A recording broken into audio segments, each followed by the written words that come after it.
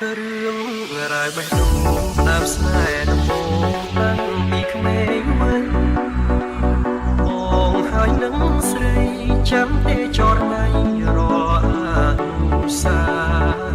ធ្លំកាន់ដៃគ្នាគ្រប់គ្រាដែលយើងចេញពីសាលាអូនខ្សឹបប្រាប់បងថាធំកាលណារៀបការនឹងបង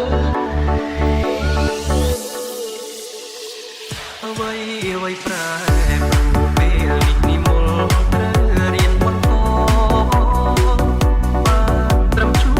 បងឲ្យស្ងួនបានល្អសំដូចបំណង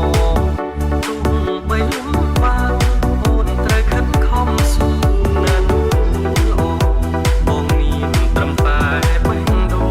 រងចាំអូនរៀនចប់បានរិញ្ញាបេះដូងអ្នកស្រីចាំស្នេហ៍នោះថ្ងៃមកណារួយក្នុងចិត្តតា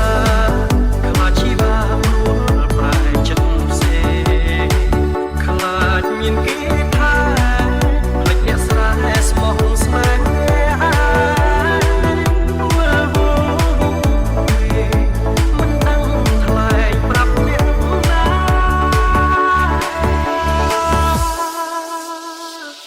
ទុនទាំងរងចាំយូរខែឆ្នាំទ្រាំចាំជុំអូបើលំបាកខ្លួនវិលវិញណាស់វិលរួមសន្យាស្រើទុំតាមខែក៏ចាំមានមេច្រត់មករៀបណាខ្ទមស្រែក្រោមខែភ្លឺថ្លាសួររកជីវ៉ាថ្ងៃណាវិលវិញ Welcome to Third Remix.